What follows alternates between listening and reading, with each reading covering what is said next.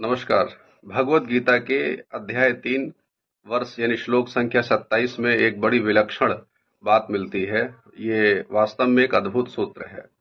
इसमें कहा गया है कि जो प्रकृति के द्वारा प्रदत्त गुण होते हैं, मनुष्य उन्हीं के अधीन होकर के अपने कार्य को करता है। और ये बात हमारे भौतिक जीवन में भी सत्यापित होती है कि जिस व्यक्ति में जिस प्रकार का गुण यानी योग्यता होती है, उस व्यक्ति को वही कार्य दिया भी जाता है और ऐसी अपेक्षा भी की जाती है कि वही व्यक्ति उस कार्य को कुशलतापूर्वक संपन्न कर सकेगा।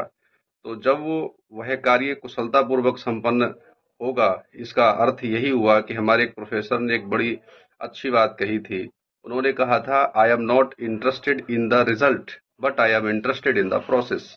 सच्चाई यही है कि जब प्रोसेस आपकी स्किल्ड होगी, टोटल माइंड के साथ होगी, टोटल अटेंशन के साथ होगी, बैलेंस्ड माइंड के साथ होगी, कंसंट्रेशन के साथ होगी, तो फिर उसमें गुंजाइश नहीं रह जाती है कि किसी प्रकार का त्रुटि बचे या कोई दोष उसमें हो या कोई उसमें विकार उत्पन्न हो।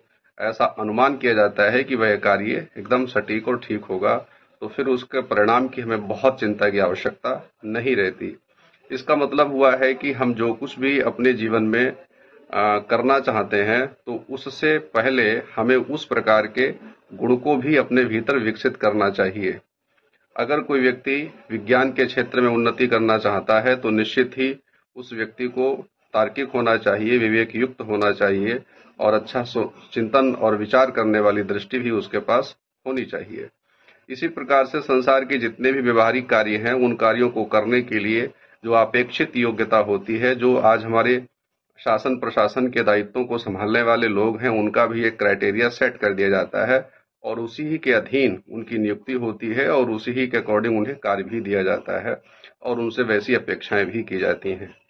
तो इस जगत में जो कुछ भी प्रकृति द्वारा प्रदत्त गुण हैं, व्यक्ति उन्हीं के अधीन अपने कर्मों को संपादित करता है। तो उसके कर्म के आधार पर उसे ऊंचा या नीचा, अच्छा या बुरा ना निर्धारित किया जाए, बल्कि ये मान लिया जाए कि प्रकृति ने इस प्रकार के गुण को इसमें विकसित किया है, तो ये उसी के अकॉर्डिंग अपना कार्य को कर रहा है। बट एक बहुत अद्भुत और अच्छी बात ये भी है कि उसके पास चॉइस भी है। अगर वह चाहे तो अपने गुणों में निश्चित परिवर्तन कर सकता है, अपनी योग्यता, अपनी क्षमता, अपनी कार्य कुशलता में वृद्धि कर सकता है, उसको और उत्कृष्ट बना सकता है। ये सब उसके पास चॉइसेस हैं, अगर वो चाहे तो ऐसा कर सकता है। तो इस सूत्र से हम इस निष्कर्ष पे आए हैं कि किसी भी कार्य को करने के लिए अपेक्षित गुण का होना अनिवार्य है और जो अपेक्षित गुण है उसी के अधीन एक अच्छा कार्य संपादित किया जा सकता है। तो जीवन में जिस फील्ड में आप हैं, जो